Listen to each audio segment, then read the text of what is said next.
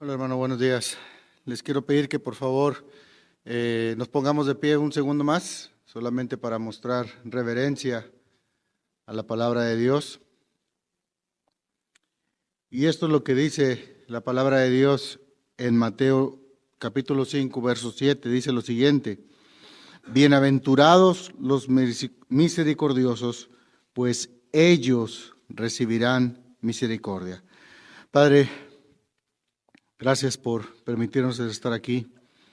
El simple hecho de levantarnos el día de hoy nos muestra de tu grande y maravillosa misericordia, Señor, que tienes para nosotros los pecadores, Señor.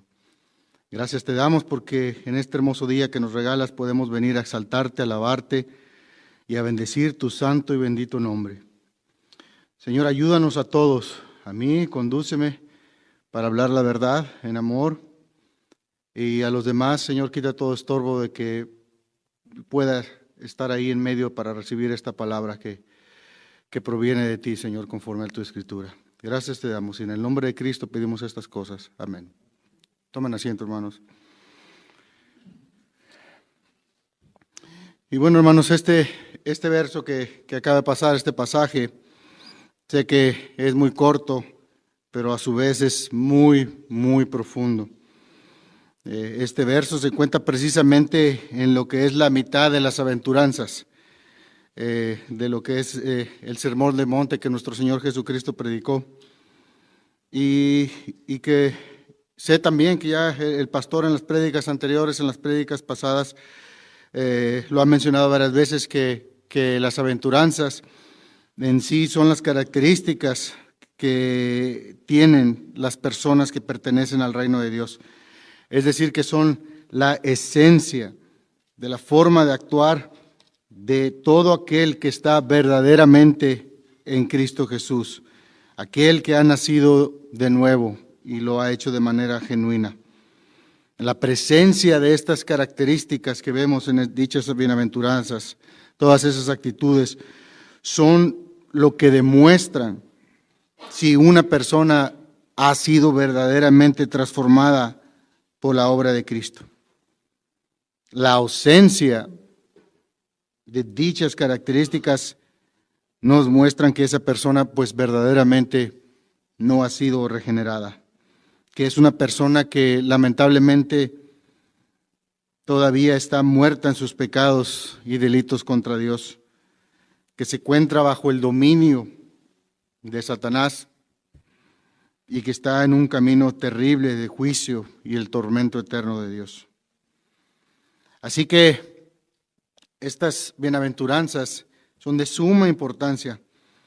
Y recordemos que ya vimos en Mateo 5:3, vimos que comienza el Señor diciendo: bienaventurados los pobres de espíritu, pues de ellos es el reino de los cielos. Y de esa manera comienza y termina de una manera también importante más adelante, en el verso 10, 11, diciendo: bienaventurados aquellos que son perseguidos por la causa de mi justicia, pues de ellos es el reino de los cielos. Y esto es como si fueran, estos versos es como si fueran las dos columnas de cada de las orillas del edificio. Comienza diciendo que de ellos es el reino de los cielos y termina diciendo que de ellos es el reino de los cielos. Básicamente, de ellos son quienes han sido cambiados por Dios, que en ellos antes había un corazón de piedra y Dios les dio uno nuevo de carne, les dio un nuevo nacimiento, nuevos deseos, les dio amor por lo justo y les dio odio y repudio hacia el pecado. La forma en que el Señor está predicando aquí, la forma en que el Señor que nos habla estos pasajes es muy directa, es muy explícita. Nótese la forma en que Jesús enfatiza en cada una de las aventuranzas, llamando a ellos. De ellos es el reino de los cielos. Es decir, que de ellos y que nadie más. Aquí vemos que Jesús básicamente lo que hace es que crea división. Crea dos grupos. En toda la humanidad existen solamente dos grupos. Un grupo es ellos, a los que se está refiriendo, a ellos, los que pertenece el reino de los cielos, y el otro viene siendo a los que no pertenecen al reino de los cielos, todos los demás. El grupo que no son ellos es claro de que no son cristianos, que ellos no han nacido de nuevo y que no tienen una relación personal con el Salvador y Señor, que es Jesús. Entonces podemos concluir que las bienaventuranzas es una forma de prueba que el Señor nos pone. Es la manera comparativa para ver si estamos y completamos dicho estándar. Sin importar qué tanto tiempo podamos haber asistido a una iglesia, qué enseñanza nos dieron nuestros padres o nuestros abuelos, qué tan religiosos podemos ser, qué tan buenas obras hacemos, incluso si servimos en la iglesia que pertenecemos, esto es aparte de eso. Estas bienaventuranzas nos reta a verificar nuestras vidas cristianas, nos reta a ver la autenticidad de nuestra salvación, y esto es sin dejarnos manipular por nuestras propias emociones. Así que, mis hermanos y amigos que están presentes, el día de hoy tenemos básicamente dos opciones. O permito que el orgullo, la altivez del pecado estorbe en esta mañana para decir, bueno, este mensaje no es para mí. O la otra opción es pedirle a Dios de manera personal, hablarle del Señor y decirle que use este mensaje para mi bien, que nos muestre si en una área estamos mal, para que con su ayuda podamos cambiarlo y esto sea para la gloria y el honor de nuestro Dios. Y bueno, las primeras 4 bienaventuranzas vemos que tienen una secuencia dirigida hacia Dios. Y claro que ya hay implicaciones humanas en ellas, pero básicamente van dirigidas hacia Dios. Vemos que el resultado lo da Dios. Él es el que obra en ese resultado. Y solamente no es mi propósito ir a hablar cada una de ellas, porque ya se ha predicado un sermón para cada una de ellas, pero pienso que es bueno solamente decir que comenzando en el verso 3, dice, bienaventurados los pobres de espíritu, pues de ellos es el reino de los cielos. Es decir, es de reconocer la pobreza y la bancarrota espiritual ante la presencia de Dios. Aceptar que no tengo mérito alguno. No tengo nada que dar, no tengo nada que ofrecer. No hay nada en mi poder, en mis posiciones, que pueda ponerme a la paz de Dios. Ante el Creador de todas las cosas, aquel que es limpio y santo. Aquel majestuoso de gran magnificencia, que Dios en sí es indescriptible.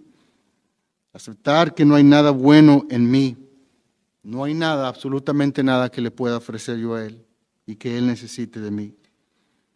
Esos son los pobres de espíritu, los que reconocen que están en bancarrota sin poder pagar su deuda.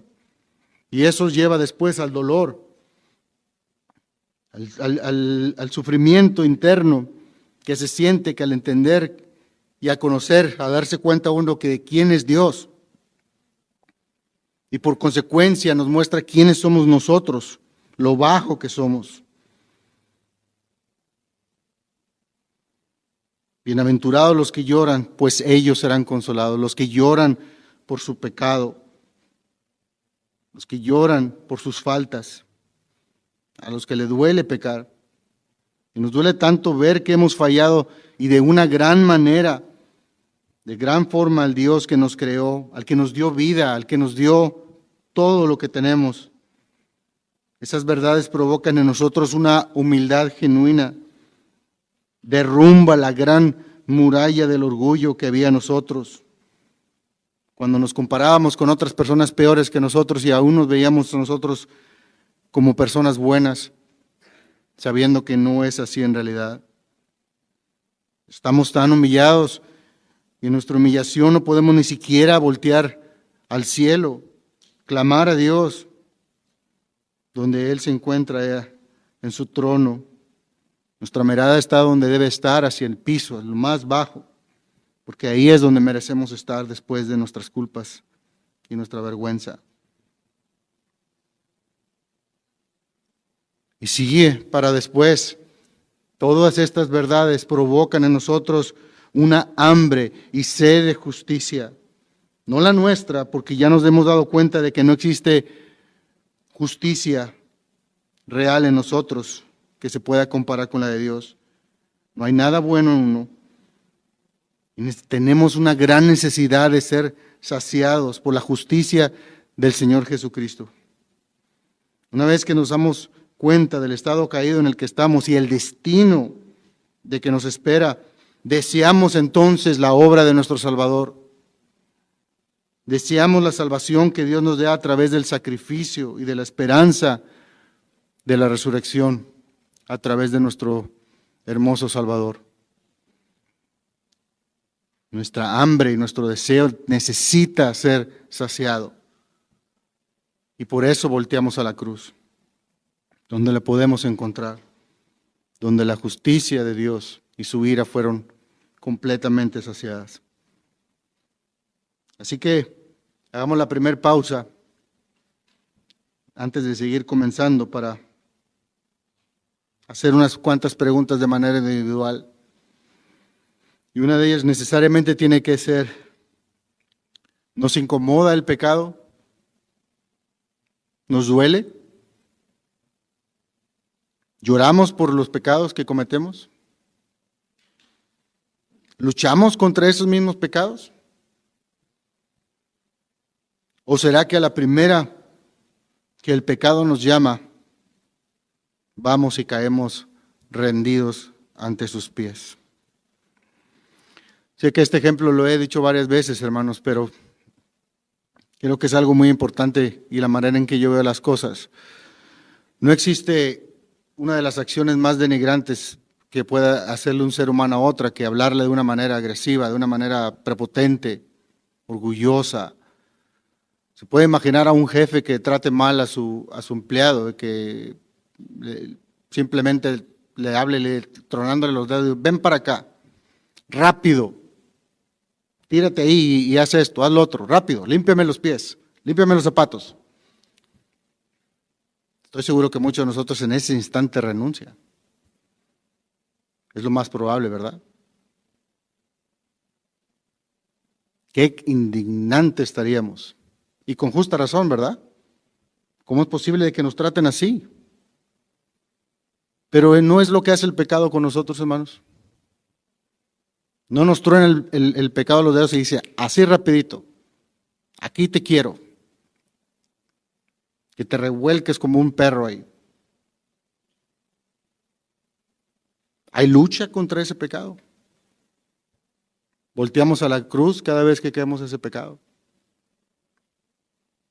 ¿O al tronar de los dedos del pecado caemos rendidos a sus pies? ¿Dónde estamos? Así que si no hay lucha, eso es lo que realmente hace el pecado con nosotros, hermanos. Caemos rendidos a sus pies, como ya lo mencioné. Y esa no es la marca de un hombre, de una persona que realmente está en Cristo, que pertenece al reino de los cielos, que pertenece al grupo de ellos a los que se refiere el Señor. Porque ellos, los que pertenecen a dicho reino, lloran por su pecado, les duele, les mortifica estar viviendo en una vida pecaminosa. Caen contra Él, incluso a veces desean estar ya en la presencia del Señor para que no poder pecar más. Ansían la venida del Señor, aman y piden a Dios en oración que regrese el Señor. Ahora sé que algunos podemos decir, ¿verdad? Con justa razón, bueno, ¿y dónde dejas la gracia? Es una pregunta válida, ¿verdad? Porque sabemos que es un reino de gracia, pero también sabemos de que es un reino de justicia. En Romanos 8:28 dice lo siguiente, dice, sabemos que para los que aman a Dios, todas las cosas cooperan para bien. Esto es, para los que son llamados conforme a su propósito. Es decir, estas cosas que pasan para bien van dirigidas hacia los que son llamados según el propósito de Cristo. Continúa diciendo, porque a los que de antemano conoció, también los predestinó a ser hechos conforme a la imagen de su Hijo. O sea, ¿para qué nos salvó Dios? ¿Porque acaso había algo bueno en nosotros? ¿Porque lo merecíamos? ¿O tal vez nos salvó para que entonces vivamos como nosotros queremos? La Escritura acabamos de leer en la Escritura, y nos muestra que fuimos salvados. Incluso fuimos predestinados para ser hechos conforme a la imagen del Señor Jesucristo, es decir, de parecernos más como Él. La salvación no es un pase gratis a vivir como nosotros queramos. Esa actitud es contraria a las que lo tienen los hijos de Dios. Las bienaventuranzas nos obligan a no justificarnos ni a engañarnos a nosotros mismos. Dice, los misericordiosos recibirán misericordia. Es ver la vida del cristiano, cómo debe de manifestarse en su relación para con todos los hombres. Y como dije, en las primeras 4 bienaventuranzas es la relación que vamos a tener con Dios una vez que venimos a Él con esas actitudes, ¿verdad? Y ahora estamos viendo que el ser misericordiosos es el resultado de dicha salvación y de cómo en sí nos vamos a relacionar con todas las personas que nos rodean. Digo, no sé si sea necesario aclarar esto, ¿verdad? Porque muchas personas malinterpretan este pasaje porque dicen, bueno, dice claramente que los bienaventurados son los misericordiosos, dice, porque ellos serán y recibirán la misericordia, ¿verdad? Es decir, tengo entonces que ser bueno, que mostrar misericordia para que al final yo pueda recibir la misericordia de Dios. Y esto no es lo que enseña el pasaje, eso no es lo que en realidad está diciendo. Porque claramente la Biblia no se contradice y vemos en Efesios 2:8, dice que por gracia habéis sido salvos por medio de la fe, y esto no de vosotros, sino que es un don de Dios, es una dádiva de Dios. Y luego sigue, no por obras para que nadie se gloríe. Entonces claramente estamos viendo de que somos salvos por gracia y por medio de la fe. Y dice, no de vosotros, esto es decir, no viene nada de ustedes no cooperaron nada más que el pecado necesario para recibir la salvación, para ser salvados, y es todo lo que nosotros pusimos para la salvación. Y continúa el verso 10, después dice, porque somos hechuras suyas, creados en Cristo Jesús para hacer buenas obras, las cuales Dios preparó de antemano para que anduviésemos en ellas. Fíjense muy bien lo que está diciendo aquí, hermanos. Entonces vemos claramente en la Escritura, aquí no hay ninguna contradicción, sino que está diciendo, son salvos por la gracia de Dios, por medio de la fe, y entonces esa gracia, esa salvación, lo que va a producir en ustedes es hacer las buenas obras que Dios preparó desde antes de que nosotros naciéramos, las buenas obras en las cuales nosotros debíamos de andar. ¿Se da cuenta? Entonces, concluimos que las buenas obras del cristiano es el resultado de su salvación, no para alcanzar la salvación, ¿verdad? Porque entonces ya no es por la obra de Cristo, es por la obra de nosotros mismos.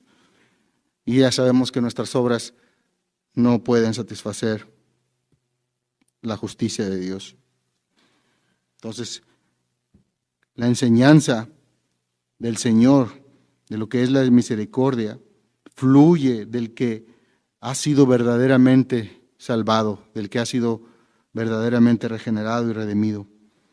Es alguien quien va a dar y va a mostrar misericordia para con los demás. El hecho de que Dios tuvo misericordia para contigo, para con todos nosotros, debe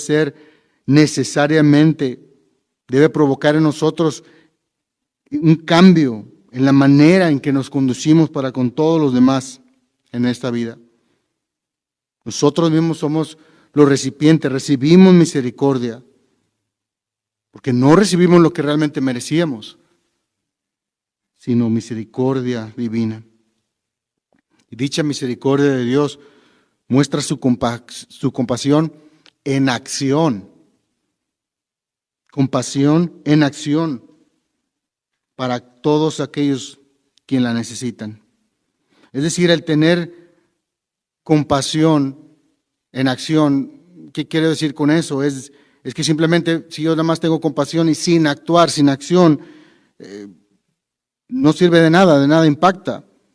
Esto es ver una persona en necesidad y decir simplemente, pobrecito, déjame orar por él. Pero no hay acción en mí, simple fue una compasión impulsada por mi emoción. No lleva fruto, no lleva acción. Cuando vemos el sufrimiento, cuando vemos la necesidad, tenemos que hacer algo al respecto. No solamente recibir esa información, guardarla para después olvidarla. Así que si tú eres cristiano, debes reconocer que solo lo eres porque Dios tuvo misericordia de ti. Eres cristiano solo porque Dios tuvo compasión de ti y de tus pecados, y Él actuó para brindarte esa misericordia inmerecidamente. Nuestros pecados en sí trajeron culpa sobre nuestras almas, y el resultado era la muerte eterna. Pero Dios nos vio en esa condición y tuvo misericordia. Jesús tuvo compasión en acción y lo mostró al dar su vida por nosotros en la cruz. La Biblia dice que la paga del pecado es la muerte eterna. Y eso es exactamente, hermanos, lo que merecíamos tú y yo. Nosotros debíamos haber sido los que fueron atormentados, los que fueron maltratados. Nosotros fuimos los que debimos ser crucificados y eso hubiera sido justo, porque éramos culpables de los delitos que hemos cometido. Y eso no lo digo yo, lo dice la Biblia mismo. En Efesios capítulo 2, a partir del verso 1, dice, y Él nos dio vida a vosotros. Él os dio vida a vosotros, pues estabais muertos en vuestros pecados y delitos, en los cuales anduvisteis en otro tiempo, según la corriente de este mundo, conforme al príncipe de la potestad del aire, el espíritu que ahora opera en los hijos de desobediencia, entre los cuales también todos nosotros en otro tiempo vivíamos en las pasiones de nuestra carne, satisfaciendo los deseos de la carne y de la mente, y éramos por naturaleza hijos de ira, lo mismo que los demás. Te acabo de leer tu ficha biográfica. Te acabo de leer tu pasado y el mío. Esto es exactamente donde cada uno de nosotros estuvo en algún tiempo, en el pasado. Pero continúa diciendo, ese pasaje dice, pero Dios. Si alguna vez escucha la frase que diga, pero no hay pero que valga, muéstrales este versículo. Pero Dios, que es rico en misericordia, por causa del gran amor con que nos amó, aun cuando estábamos muertos en nuestros pecados y delitos, nos dio vida juntamente con Cristo. Por gracia habéis sido salvos, y con Él nos resucitó, y con Él nos sentó en los lugares celestiales en Cristo Jesús, a fin de poder mostrar en los siglos venideros las sobreabundantes riquezas de su gracia, por su bondad para con nosotros en Cristo Jesús.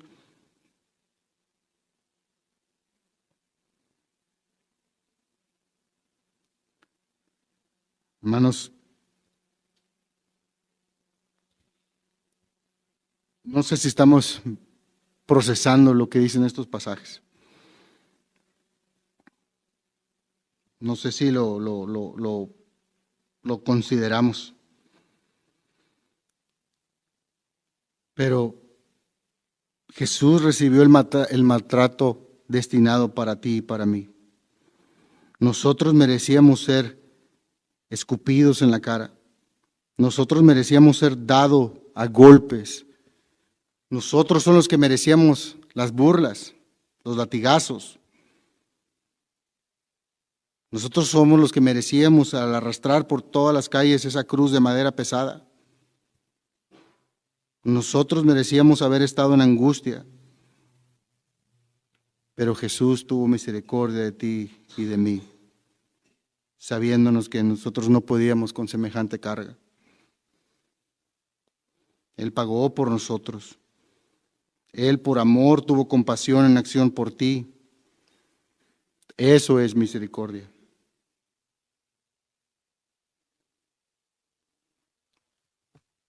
Y es imposible, hermanos, que nosotros, portadores de misericordia, no demos misericordia.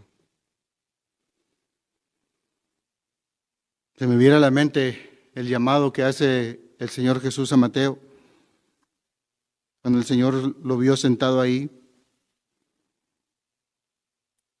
Y dice la Escritura que vio un hombre llamado Mateo sentado en la oficina de los tributos y le dijo, sígueme, y levantándose le siguió. Y sucedió que estando él sentado, Mateo, a la mesa en la casa, he aquí muchos recaudadores de impuestos y pecadores llegaron y se sentaron a la mesa con Jesús y sus discípulos.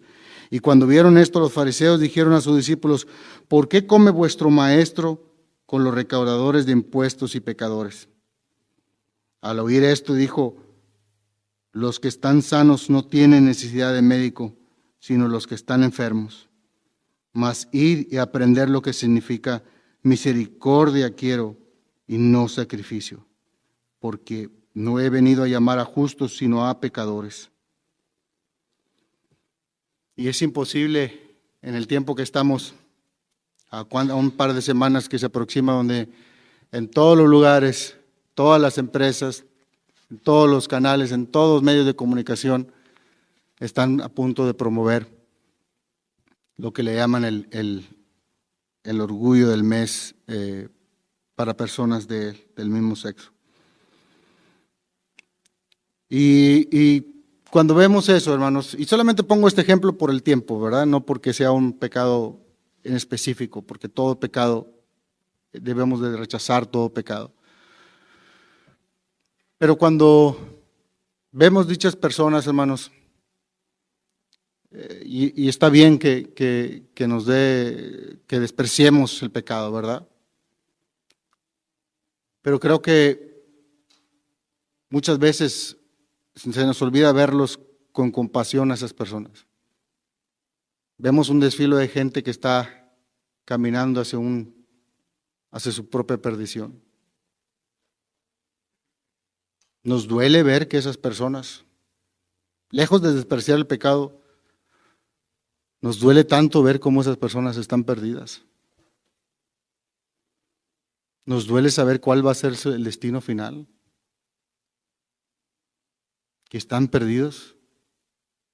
Porque acabamos de leer que nosotros antes éramos como ellos, éramos pecadores, a lo mejor no practicábamos los mismos pecados, pero estábamos en el mismo grupo que ellos están. Lloramos incluso por esas personas. Se me viene a la mente que hace tiempo en la ciudad de donde yo soy, en México, se estaba haciendo la ley para ver si la aprobaban sobre el matrimonio igualitario. Y en ese entonces se habían juntado muchos grupos religiosos y entre ellos estaban muchas iglesias evangélicas ahí en la plaza principal, afuera del Congreso del Estado, esperando la resolución. Y también por otro lado estaban en un grupo de esas personas, ¿verdad? Obviamente pidiendo igualdad y todo eso, ¿verdad? Y al momento que se da a conocer la noticia, el resultado, donde rechazaron esa propuesta de aceptar el matrimonio igualitario, como ellos les llaman, noté algo muy peculiar y vi el enojo, la molestia de ellos, la tristeza. Y en el otro lado de los cristianos vi alegría, todos felices, estaban cantando, estaban danzando, algunos con banderas, y había muchas cosas. Y si meditamos un poquito de eso, pues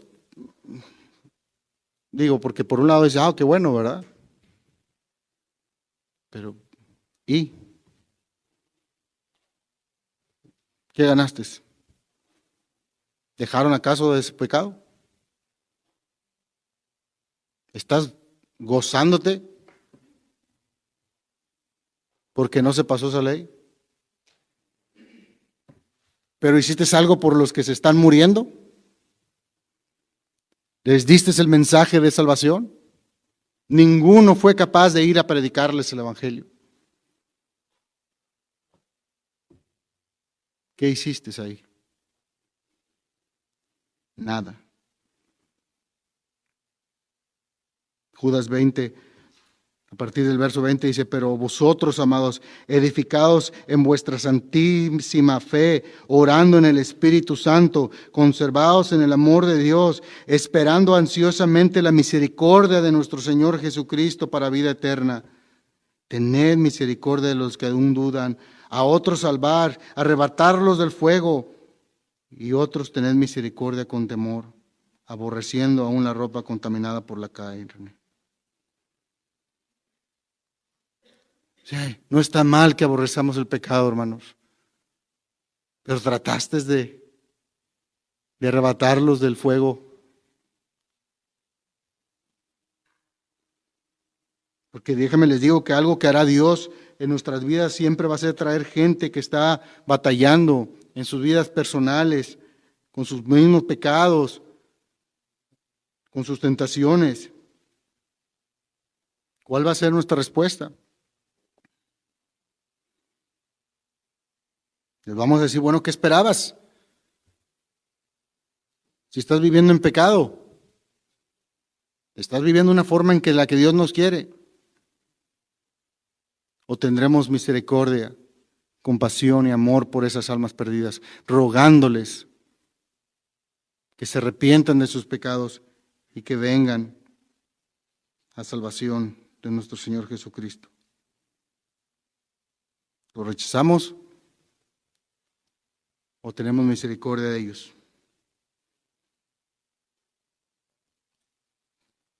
Esa es una pregunta personal que debemos de contestarla a nuestras mentes. Porque, hermanos, la misericordia en sí es lo que define nuestro ministerio, nuestro andar cristiano. Como lo dije, es nuestra esencia en nuestro caminar con el Señor. La Biblia dice que el Señor está con nosotros todo el tiempo. Él no nos deja.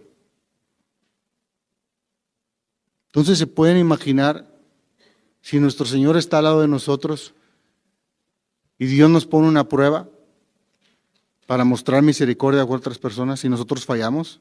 El Señor está al lado de nosotros. ¿Cómo reaccionamos ahí?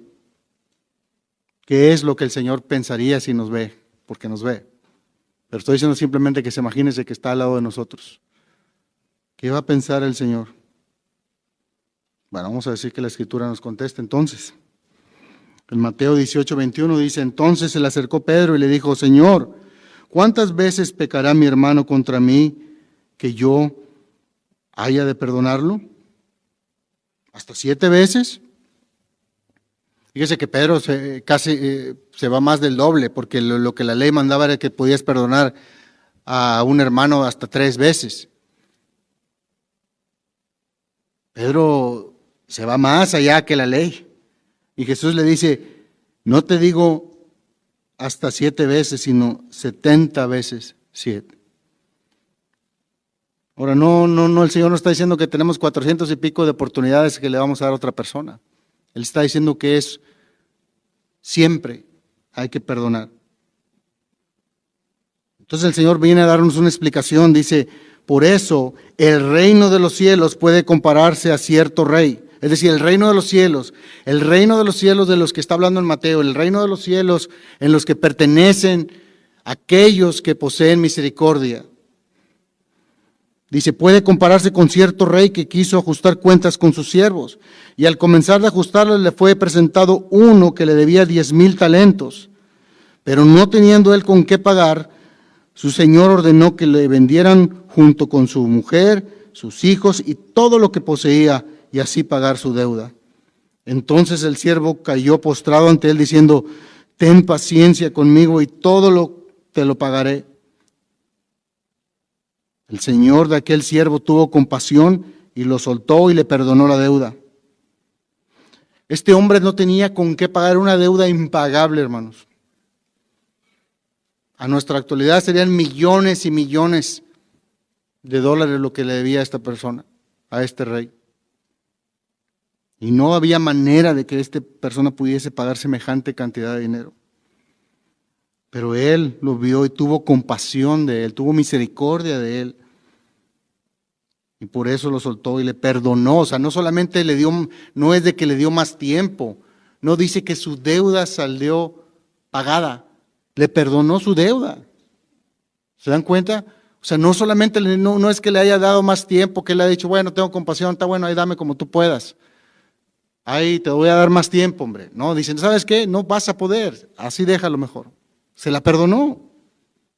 ¿Cómo pudo haber salido ese hombre sabiendo que le perdonó una deuda? O sea, imagínenselo nada más. Fue con la persona que le debía tantos millones y le dice, no tengo. Y él iba a pedirle más tiempo. Él iba a pedirle misericordia de que no lo vendiera a él y a su familia. Y sin embargo salió con la deuda totalmente pagada, perdonada. ¿Cómo se supone que debía haber sido la reacción de él? ¿Cómo debía haberse sentido?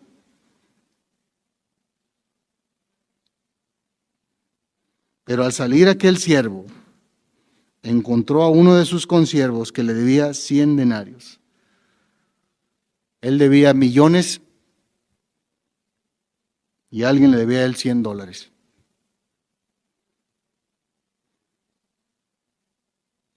Y echándole la mano, lo ahogaba diciendo, paga lo que debes. Y decir, no tengo misericordia contigo. A mí me acaban de perdonar millones, pero esos $100 me los pagas en este mismo instante. Entonces su consiervo, cayendo a sus pies, le suplicaba, diciendo, ten paciencia conmigo y te pagaré. Sin embargo, él no quiso, sino que fue y lo echó a la cárcel hasta que pagara lo que debía.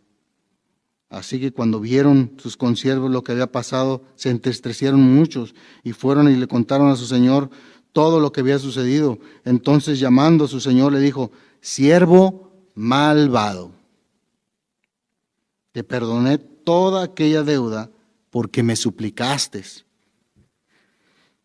¿No deberías tú también haberte compadecido de tu consiervo, así como yo me compadecí de ti? Y enfurecido su señor lo entregó a los verdugos hasta que se pagara todo lo que debiera. Así también mi Padre Celestial hará con vosotros si no perdonáis de corazón cada uno a su hermano. ¿Se dan cuenta, hermanos? Siervo malvado, ¿no te perdoné una deuda impagable? Y en la pequeña ofensa que te dieron no fuiste capaz de perdonar. Dios nos perdona desde el día que nacimos. Dios muestra su misericordia para contigo todos los días de tu vida. Muchas veces durante ese día.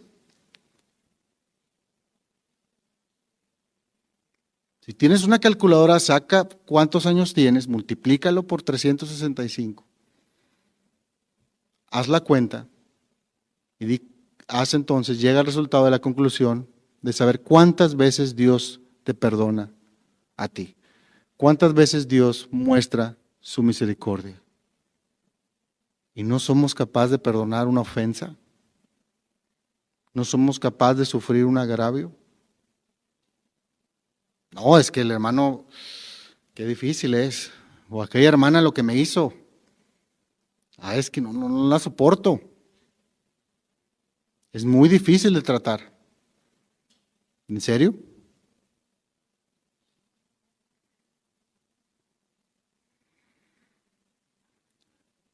Hay algo, ya ve que hay muchos videos que circulan en redes sociales y todo eso, ¿verdad, hermanos? Y una vez vi un video que creo que es apropiado para lo que estoy hablando y se los quiero platicar. Recuerden ese video donde, que asumo estas personas eran cristianas, estaban predicando el evangelio y condenando el aborto en una de las universidades, lo cual estoy de acuerdo, ¿verdad? Y resulta que una joven universitaria, una jovencita, se enojó y les pateó ahí los letreros de las cosas que ellos traían ahí. Entonces, lo cual estas personas le hablaron a unos oficiales de la policía que se encontraban ahí en ese lugar, en lo cual ellos lograron la detención de la joven.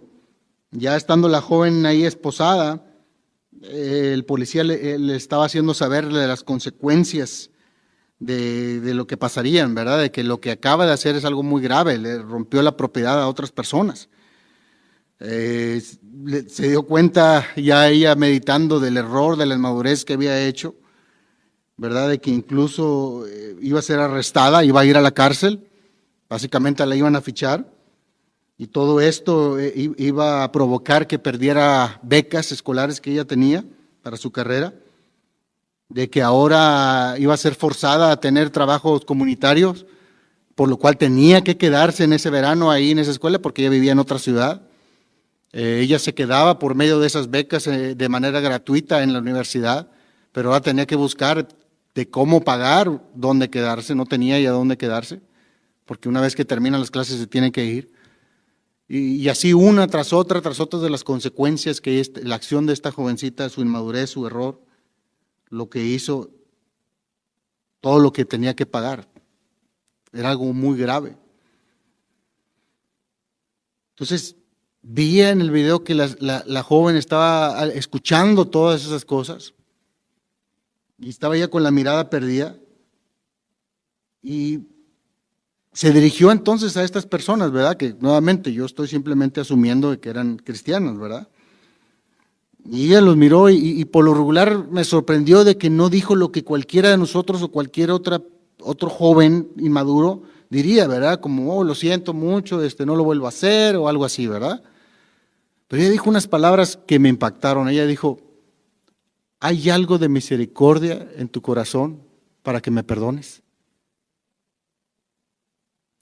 ¿De dónde sacó esas palabras una joven? No es normal, a eso es lo que digo, no es muy común ver a una jovencita de 18 años, 19 años pidiendo misericordia. No dijo, ¿me pueden perdonar? No dijo, ¿hay algo de misericordia en tu corazón para mí? Y la respuesta de ellos es igual de impactante. Ellos le dijeron, tus acciones tienen consecuencias, así que ahora vas a aprenderlas por la mala. Yo no sé quién de aquí ha estado en las universidades y sabe. Yo tengo dos hijas que están en la universidad y sé que la consecuencia que tuvo que pagar, el error de esa joven fue muy grave, bastante, hubo mucho impacto. Pero qué desgracia, qué vergüenza para el Evangelio.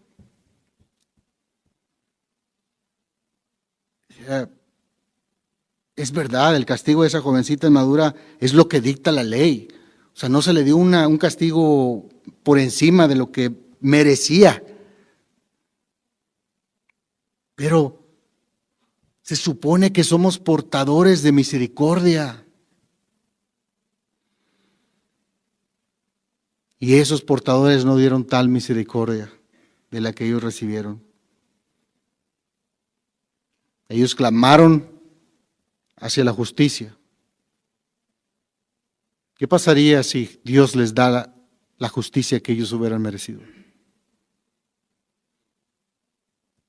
Perdieron la gran oportunidad de que Dios usara esa acción, esa misericordia de ellos, para dar un buen testimonio a la joven y para todos los que estaban alrededor.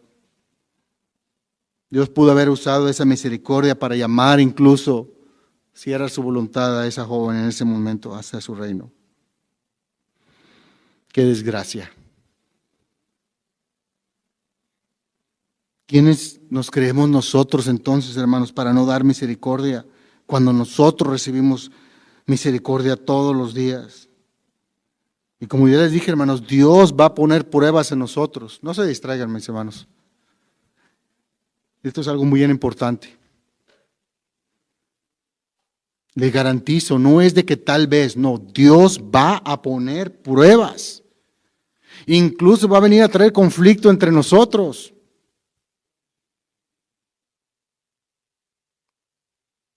Es muy probable que yo vaya a decir algo que les va a molestar. Estoy seguro que ya ha pasado. O tal vez la forma de conducir de alguien, la forma en que habla, la forma en que se expresa, su acento, su forma de... No sé. ¿Cómo vas a reaccionar?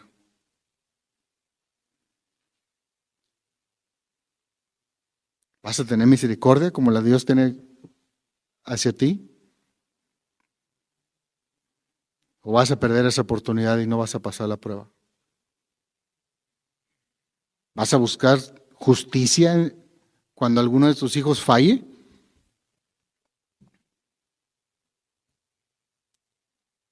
¿O vas a ser como tu Padre Celestial que te perdona y en amor te tiene paciencia? Amor y amor todos los días te perdona. Efesios 4:32, sed más bien amables unos con otros, misericordiosos, perdonando unos a los otros, así como también Dios os perdonó en Cristo.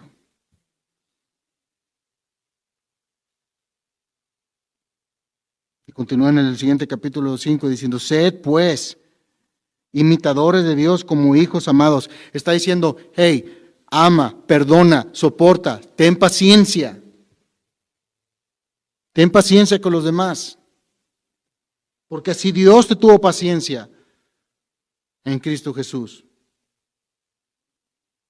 Ahora sé imita a Dios, ser imitadores de Dios, como hijos amados, como buenos hijos, que se portan bien.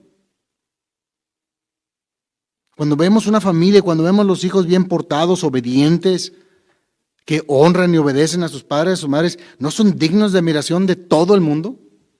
Sin importar lo que crean. Cuando vemos una familia con sus hijos portados y obedientes, es algo de alabar. Es una gran honra para esa familia. Eso es lo que está diciendo aquí. Compórtense así. Sean imitadores de Dios como hijos amados, andar en amor así como también Cristo os amó y se dio a sí mismo por nosotros, ofrenda y sacrificio a Dios como aroma fragante. Hermano, la Biblia nos recuerda una y otra vez todas estas cosas. No olvides lo que Dios hizo en Cristo por ti. Eso mismo, úsalo con los demás. ¿Recuerdan la oración del Padre Nuestro? Perdona nuestras ofensas. Es decir, para un momento, le vas a pedir a Dios, perdóname todo lo que he hecho contra ti. Ahora piensa todo lo que has hecho contra Dios. Piensa lo que has dicho, cómo has actuado y tus malos pensamientos. Todas esas cosas, Dios, todas esas cosas graves, perdónalas. Y Dios te va a preguntar, ¿cómo quieres que te las perdone? De la misma manera en que yo les perdono a los demás. ¿Podemos decir confiadamente esa oración? Perdona las ofensas que yo he hecho contra ti, Dios, porque yo de la misma manera en que quiero que me perdones, yo se las perdono a los demás.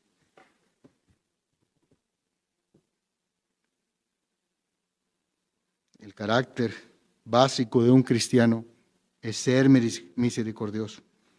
Como ya le dije, hermano, eso es un ciclo, es lo que Dios hace con nosotros todos los días.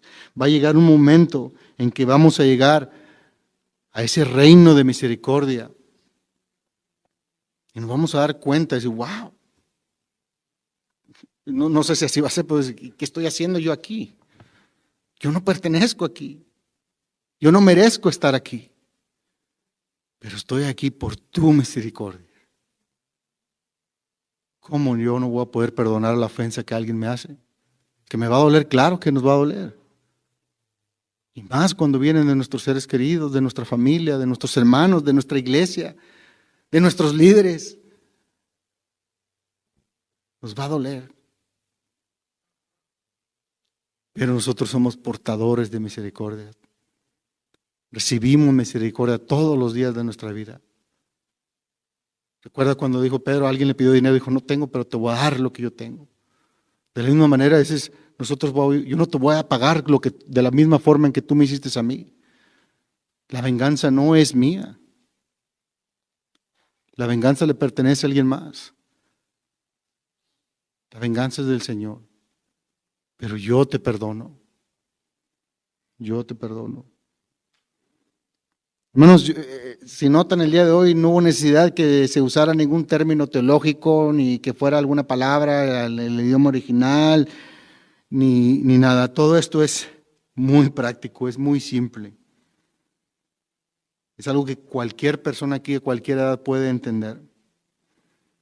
Si no mostramos misericordia, es simplemente porque no somos portadores de dicha misericordia. No podemos dar lo que no tenemos. No podemos dar de lo que no somos. Así de simple. No nos engañemos.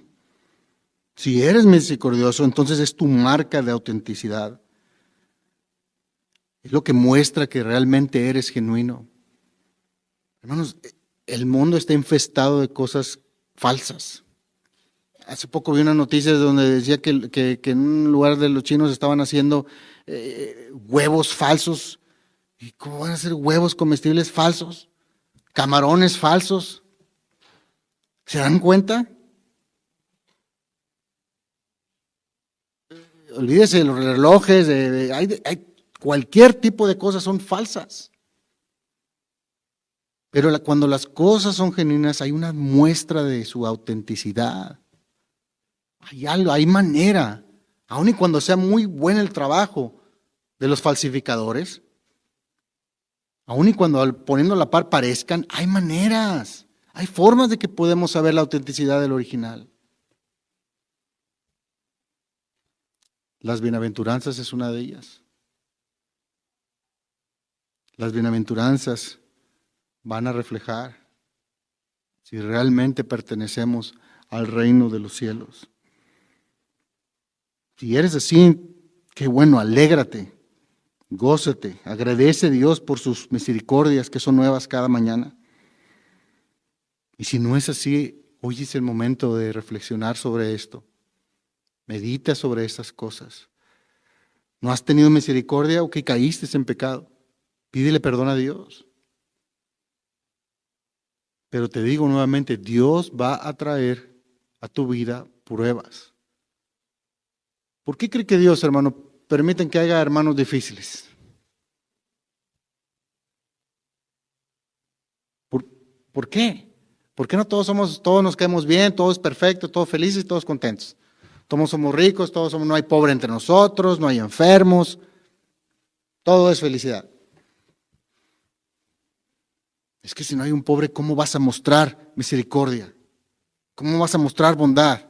¿Cómo vas a dejar el amor al dinero y vas a decir, hermano, ten? Si no hay un hermano difícil, ¿cómo entonces vas a ser manso? ¿Cómo no vas a bajar el orgullo? Si no viene un hermano y te dice algo ofensivo, ¿cómo vas a mostrar humildad? ¿Hay hermanos tercos? ¡Qué bueno! Bienvenidos. ¿Por qué? Porque quiero ser más como Cristo. Y si no practico, ¿cómo entonces voy a llegar a esa meta? Algunos, como yo, nos tardamos más por nuestra terquedad, pero por la obra de Cristo. De esa debe ser nuestra meta. La victoria está dada, hermanos. Que el pecado es difícil, lo sé. Pero Cristo venció el pecado. ¿No dice la Escritura que tenemos victoria en Cristo Jesús?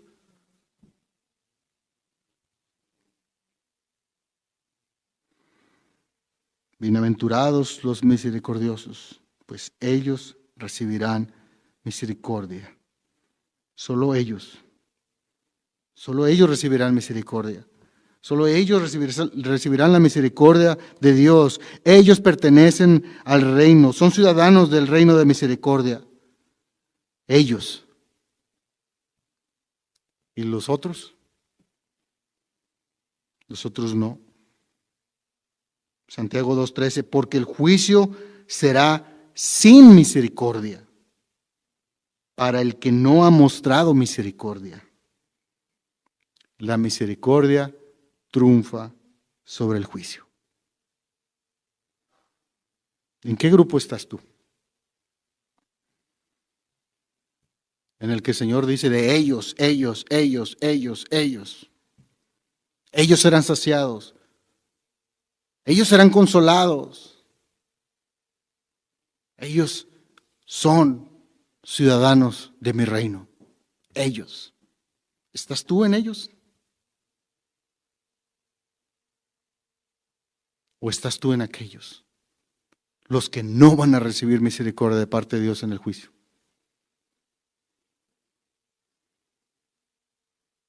Hoy es el día que reflexionemos de esto, hermanos, amigos.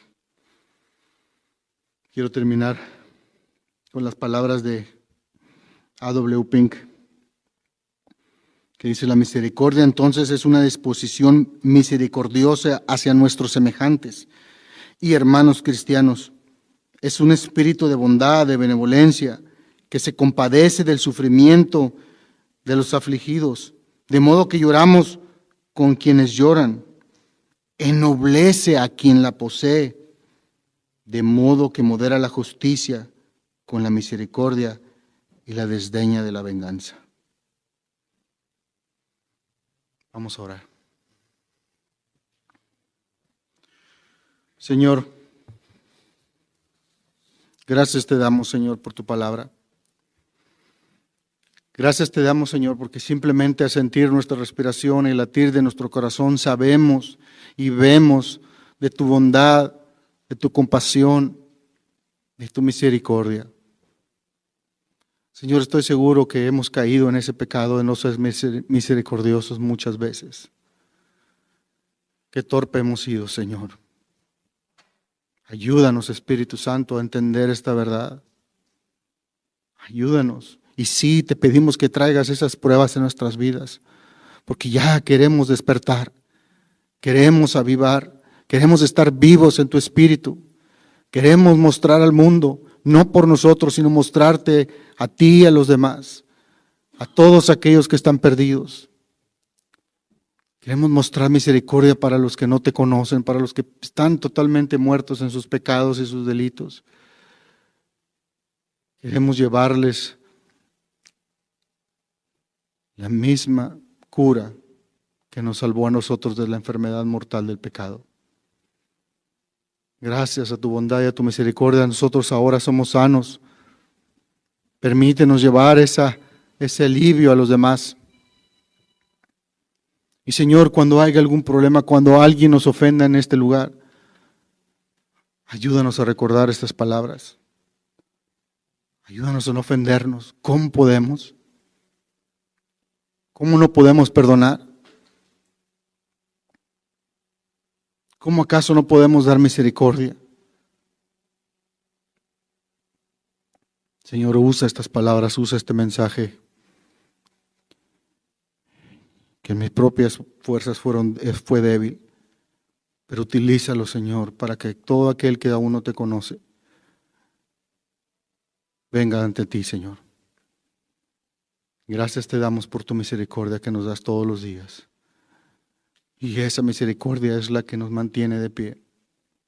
Así que, Señor, te bendecimos y alabamos tu santo y bendito nombre, hoy y siempre, Señor.